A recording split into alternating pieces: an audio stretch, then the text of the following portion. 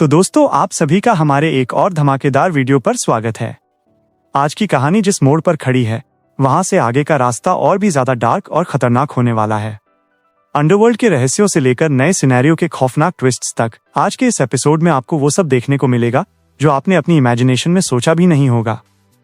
किम डोगजा अब एक ऐसी डील कर चुका है जो या तो उसे नई ऊंचाइयों पर ले जाएगी या फिर हमेशा के लिए गेम ओवर कर देगी।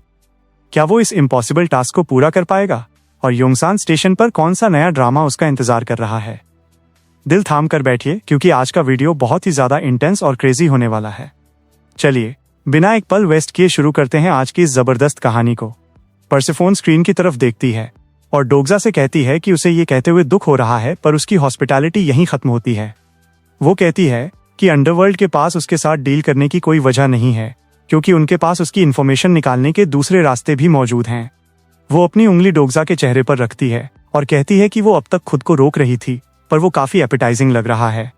अचानक वो डोगजा को कुर्सी पर धक्का देती है और एक ठंडी और पावरफुल ग्रिप के साथ उसका चेहरा पकड़ लेती है। डोगजा एकदम शांत रहता है और पूछता है कि सिनेरियो में हिस्सा ले रहे किसी इनकॉर्नेशन को नुकसान पहुंचाने के नतीजे क्या होंगे। पर्सेफोन फ्रस्ट्रेट हो जाती है और कहती है कि उसे अंदाजा भी नहीं है कि वो किससे पंगा ले रहा है। वो पूछती है कि क्या उसे लगता है कि वो रूल ऑफ पॉसिबिलिटी जैसे नियमों को तोड़ने के बाद के हालात हैंडल नहीं कर पाएगी। डोगजा जवाब देता है कि जो कॉन्स्टलेशन उसे देख रहे हैं वे उसे ऐसा नहीं करने देंगे। पर्सेफोन हंसने लगती है और पूछती है, तुम्हें ऐसा क्यों लगता है कि अंडरवर्ल्ड का राजा इन मामूली बीइंग से डरेगा? अचानक सिस्टम नोटिफिकेशंस तेजी से फ्लैश होने लगते हैं। Constellation prisoner of the golden headband चिढ़ाने वाले अंदाज में अपने स्टाफ को मजबूती से पकड़ लेता है। कॉन्स्टलेशन डिमोनिक जज ऑफ फायर अपनी ठंडी नजरों के साथ अपनी माइटी स्वॉर्ड निकाल लेती है और सीक्रेटिव प्लॉटर सबको एक्साइटमेंट के साथ उकसा रहा है। पर्सेफोन आग बबूला हो जाती है और पूछती है कि क्या वे सब अंडरवर्ल्ड की पावर टेस्ट करना चाहते हैं। वो अपनी डेंजरस डार्क एनर्जी रिलीज करती है और आसमान में जोरदार गर्जना और बिजली कड़कने लगती है। डोगजा सोचता है कि अगर उसने कुछ नहीं किया तो वो इन सबकी लड़ाई के बीच फंसकर मारा जाएगा। डोगजा पर्सेफोन से कहता है कि उसने खुद कहा था कि उसे स्टोरीज पसंद हैं और वो उसे एक नई डील ऑफर करता है। सिस्टम नोटिफाई करता है कि कॉन्स्टलेशन सीक्रेटिव प्लॉटर उसकी बात बहुत ध्यान से सुन रहा है।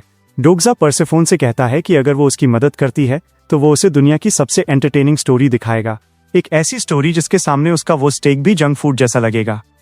पर्सेफोन उसे बताती है कि उसका काम एक सरपेंट का कटा हुआ सिर लाना होगा। डोगजा पूछता है कि क्या उसका मतलब उस कई सिरों वाले सांप से है, यानी टियर 2 मॉन्स्टर हाइड्रा। वो जवाब देती है कि वो हाइड्रा की बात नहीं कर रही है। अगर उसने ऐसा किया तो लोग समझेंगे कि वो हरकुलस की नकल कर रहा है। वो डोगजा को बताती है कि जिस सर्पेंट को उसे मारना है वो कहीं और है। डोगजा उससे कहता है कि वो ज्यादा दूर नहीं जा सकता क्योंकि वो अभी सिनेरियो के बीच में है। पर्सेफोन कहती है कि फिक्र मत करो, उसे वो सर्पेंट उसकी डेस्टिनेशन पर ही मिल जाएगा। वो चुटकी बजाती है और डोगजा के सामने एक स्क्रीन आ जाती है। डोगजा सोचता है कि शायद वो इसी तरह उन पर नजर रखती है। डोगजा स्क्रीन की तरफ देखता है और सोचता है कि क्या ये छठे सिनेरियो के हालात हैं। वो स्क्रीन पर किसी को नोटिस करता है और सोचता है कि ये ली ह्युनसंग और गोंग पिल्डू हैं। ह्युनसंग उस बूढ़े आदमी से कहता है कि कुछ पेड़ काट दो और उनके लिए एक शेल्टर बनाओ। पिल्डू जवाब देता है कि वो रियल एस्टेट में है, प्रॉपर्टी डेवलपमेंट में नहीं। डोगजा सोचता है कि आखिर चल क्या रहा है, क्योंकि छठा सिनेरियो अभी शुरू नहीं हो सकता था। पर्सेफोन कहती है कि ये डिफिकल्ट हो सकता है, पर अगर ऐसा न होता तो इसे लेबर नहीं कहा जाता। डोगजा उससे कहता है कि वो ये करेगा और वहां से निकल जाता है। पर्सेफोन डाइनिंग टेबल पर बैठी है और अपने सर्वेंट से कहती है कि टेबल साफ कर दो, क्योंकि इन डिशेस का टेस्ट बहुत खराब है। उसी समय एक आवाज उससे पूछती है कि उसने ऐसा क्यों किया। पर्सेफोन ऊपर देखती है और पूछती है कि क्या ये उसके इंट्रोवर्ट हस्बैंड हैं। हेडिस कहता है कि उसने एक सवाल पूछा है। वो जवाब देती है कि ये वही है जो वो चाहते थे। हेडिस कहता है कि उसने कभी ये नहीं मांगा था। पर्सेफोन उसे बताती है कि वो इनकॉर्नेशंस में बहुत कम इंटरेस्ट दिखाता है, पर उसे लगा था कि उसे डोगजा पसंद आया है। हेडिस पूछता है कि उसे ऐसा क्यों लगा और वो जवाब देती है कि क्योंकि उसने डोगजा के अंडरवर्ल्ड में कदम रखते ही उसे जान से नहीं मारा। हेडिस खामोश रहता है। पर्सेफोन हेडिस से कहती है कि वो हमेशा ज़्यूस से जलता था, जिसके पास हरक्यूलस है, इसलिए उसने पहल करते हुए उसे वो दिला दिया जो वो चाहता था। वो अपने हाथ की तरफ देखती है और कहती है कि वो हैरान थी कि बाहर कुछ ऐसे कॉन्स्टलेशन भी हैं जिनकी पावर्स उसकी पावर से भी ज्यादा हैं, और सोचती है कि वे सब एक मामूली इनकॉर्नेशन के पीछे पड़े हैं। हेडिस कहता है कि omen of the latter days बहुत करीब है। परसेफोन पूछती है कि क्या वो दिन जल्द ही आएंगे और हेडीज कहता है कि शायद। हेडीज उसे पीछे से गले लगाता है और परसेफोन स्क्रीन की तरफ देखते हुए कहती है कि वो ये देखने के लिए बेताब है कि वो इनकॉर्नेशन उसे कौन सी स्टोरी दिखाएगा। डोग्जा और ओवरसीयर्स उस लोकेशन पर पहुंचते हैं। वे डोग्जा से कहते हैं कि उस रास्ते पर आगे बढ़ो और बेहतर होगा कि तुम सिर्फ सामने देखते रहो। डोग्जा मुड़कर पूछता है कि इसका क्या मतलब है, पर वे पहले ही जा चुके होते हैं। डोग्जा सोचता है कि ऑर्फियस की लेजेंड में भी उसे लिविंग रेल में वापस जाते समय पीछे न देखने के लिए कहा गया था। वो सीढ़ियां चढ़ना शुरू करता है और देखता है कि आगे कोई लाइट नहीं है। डोग्जा सोचता है कि यहाँ बहुत अंधेरा है, उसे बस आगे चलते रहना होगा। वो सोचता है कि अगर उसने पीछे मुड़कर देखा तो क्या होगा। अचानक एक स्पार्क होता है और उसके सामने कुछ लिखा हुआ आता है। उसमें लिखा है कि वो डरा हुआ है कि उसके पीछे क्या हो सकता है। उस बेचारे सीईओ को भी ऐसा ही महसूस हुआ था, पर वो कभी नहीं भूला कि आगे क्या है ये जानने के लिए उसे ये जानना होगा कि पीछे क्या रह गया है। ऐसा लगता है कि उसे थोड़े मोटिवेशन की जरूरत है। डोग्जा सोचता है कि उस जज ने भी उससे कुछ ऐसा ही कहा था, पर उसे समझ नहीं आ रहा कि इसका क्या मतलब है। वो राइटिंग फिर से आती है और कहती है कि ठीक है, वो उसे उसके पास नहीं ला सकती क्योंकि वो अभी उस लेबिरिंथ के एंट्रेंस के पास है जो अलग अलग वर्ल्ड्स को जोड़ता है। अचानक उसके सामने एक स्पार्क आता है। उस स्पार्क से एक आवाज आती है, मिस्टर किम डोग्जा। डोग्जा बहुत तमीज से उस स्पार्क को पकड़ने की कोशिश करता है और सोचता है कि जहां अलग अलग वर्ल्ड्स मिलते हैं वहां टाइम अलग तरह से चलता है। शिन यूसुंग के लिए शायद कई साल बीत चुके होंगे। शिन पूछती है कि क्या वो भी उसे मास्टर बुला सकती है। डोग्जा उसे बताता है कि वो उससे उम्र में बड़ी है। डोग्जा सोचता है कि शायद उसकी यादें धुंधली हो गई हैं। वो स्पार्क डोग्जा के चारों तरफ मंडराने लगता है। डोग्जा कहता है कि उसे दुख है कि वो उसे अभी बचा नहीं सकता। वो डोग्जा से कहती है कि फिक्र मत करो, उसकी स्टोरी अब। डोग्जा उसे बीच में ही रोक देता है और कहता है कि ये अभी खत्म नहीं हुई है। डोग्जा कहता है कि वो उसे अपनी स्टोरी यहाँ खत्म नहीं करने देगा, खासकर तब जब उसने इतने सालों तक टॉर्चर सहा है। वो ऐसा नहीं होने देगा। वो उसे बताती है कि वो उसे सिर्फ उन यादों के जरिए जान पाई है जो उसके पास इस वर्ल्ड में थी। वो पूछती है कि वो उसके साथ इतना अच्छा क्यों है जबकि वो उसके बारे में कुछ नहीं जानता। डोग्जा उदास दिखता है और शिन कहती है कि ये अजीब लग रहा है। वो उसे पक्का नहीं जानती, पर उसके साथ होने पर उसे ऐसा फील होता है जैसे उसे समझा जा रहा है, बिल्कुल वैसा ही जैसे किसी गॉड के सामने हो। शिन डोग्जा से कहती है कि उसे बचा लो और डोग्जा कहता है कि वो बचा लेगा। डोग्जा सोचता है कि उसे अब समझ आ रहा है कि परसेफोन का क्या मतलब था। वो उस स्पार्क को टच करता है और कहता है कि यही वो चीज है जो उसके पीछे है और यही उसकी मंजिल भी है, पर वो स्पार्क हवा में गायब हो जाता है। डोग्जा ऊपर देखता है और सोचता है कि क्या यू जूनियोक को भी ऐसा ही महसूस होता है। आपको बार बार पास्ट में जाना पड़ता है क्योंकि आगे बढ़ने का सिर्फ यही एक रास्ता है। परसेफोन की आवाज डोग्जा से कहती है कि उसने अपनी पावर्स से उसे थोड़े समय के लिए यहाँ लाया था, पर उसे जल्दी करनी होगी। अगर वो उसे बचाना चाहता है तो उसके पास ज्यादा टाइम नहीं है।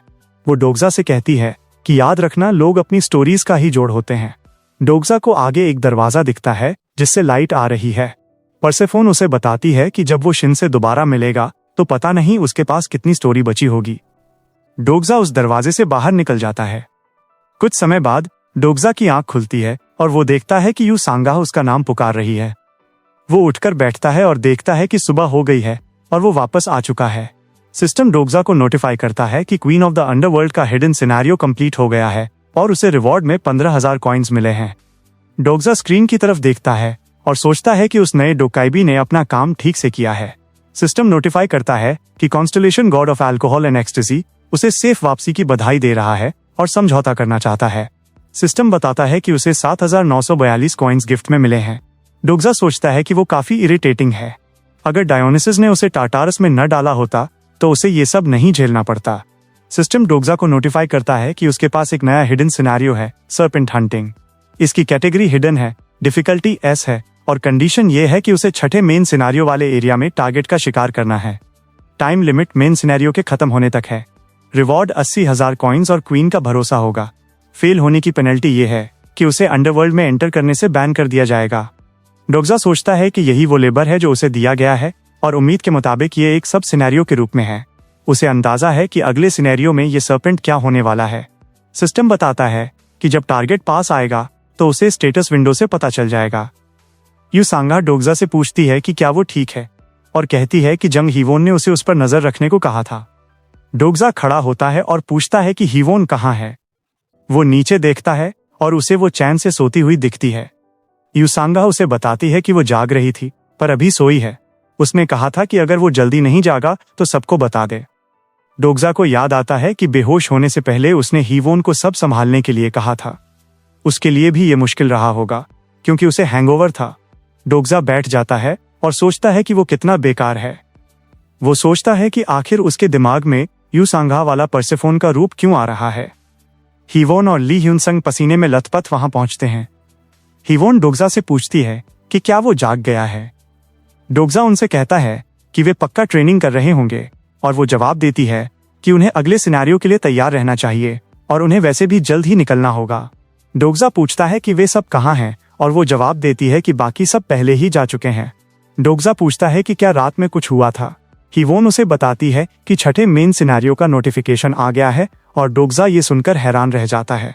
सिस्टम सभी सर्वाइवर्स को योंगसान स्टेशन पर इकट्ठा होने का ऑर्डर देता है। कुछ समय बाद डोग्जा और उसकी टीम स्टेशन पहुंचते हैं। डोग्जा ने यू सांगा को अपनी पीठ पर उठाया हुआ है और हीवोन कहती है कि सियोल में अभी भी काफी लोग बचे हैं। वहां एक बड़ी स्टेटस विंडो पर लाइव स्ट्रीम चल रही है। जंगल में बहुत सारे मॉन्स्टर्स चल रहे हैं और कोई एक मॉन्स्टर का सिर काटकर मुस्कुरा रहा है। कोई पूछता है कि क्या वो जापानी है।